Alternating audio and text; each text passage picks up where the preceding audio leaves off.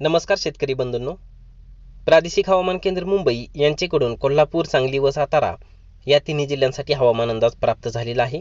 या हवामान अंदाजानुसार कोल्हापूर जिल्ह्यामध्ये दिनांक 7 ते 11 ऑगस्ट दरम्यान आकाश ढगाळ राहण्याची शक्यता आहे.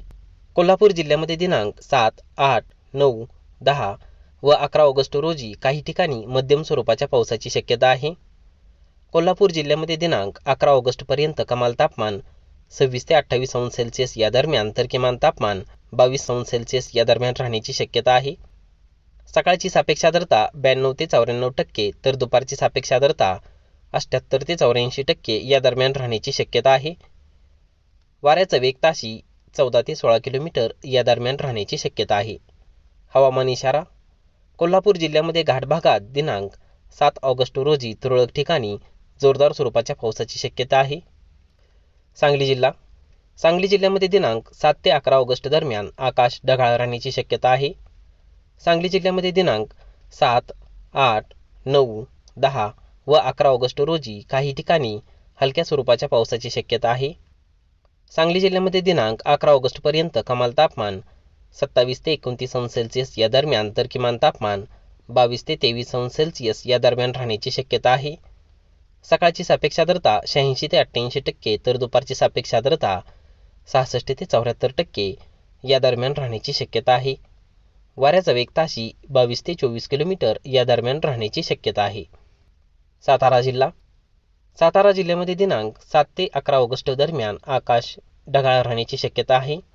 सातारा जिल्ह्यामध्ये दिनांक 7, 8, 9, 10 व 11 ऑगस्ट रोजी काही ठिकाणी हलक्या ते मध्यम स्वरूपाच्या पावसाची शक्यता आहे. सातारा जिल्ह्यामध्ये दिनांक 11 ऑगस्ट पर्यंत कमाल तापमान 29 ते 30 अंश सेल्सिअस या दरम्यान तर किमान तापमान 22 ते 23 अंश सेल्सिअस या दरम्यान राहण्याची शक्यता आहे. सकाळची सापेक्ष आर्द्रता 91 ते 93% तर दुपारची सापेक्ष आर्द्रता 82 ते 85% या दरम्यान राहण्याची शक्यता आहे.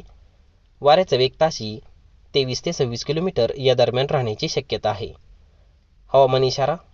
सातारा जिल्ह्यामध्ये घाट भागात दिनांक 6, 7 आणि 8 ऑगस्ट रोजी तुरळक ठिकाणी जोरदार स्वरूपाच्या पावसाची शक्यता आहे. शेती सल्ला. भात पिकाच्या वाढीच्या अवस्थेनुसार भात खाचरातील पाण्याची पातळी रोपांच्या वाढीच्या अवस्थेत 2 ते 3 सेंटीमीटर एवढी ठेवावी तर अधिक फुटव्यांच्या अवस्थेत 3 ते 5 सेंटीमीटर एवढी ठेवावी. हळद पिकावर काही ठिकाणी कंदमाशीचा प्रादुर्भाव दिसून येत आहे. प्रादुर्भाव झाल्यास नियंत्रण पुढील प्रमाणे करावे. उघडे पडलेले कंद मातीने झाकून घ्यावेत. हळदीची भरणी वेळेवर करावी. हेक्टरी 6 मातीची अथवा प्लॅस्टिकची पसरट भांडी वापरून प्रत्येक भांड्यात भरडलेले एरंड बी 200 ग्रॅम घेऊन त्यात 1.5 लिटर पाणी घ्यावे.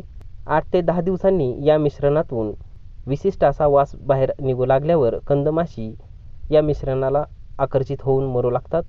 सदरची उपाययोजना सेंद्रिय हळद उत्पादनामध्ये अत्यंत प्रभावी व कमी खर्चिक आहे. धन्यवाद.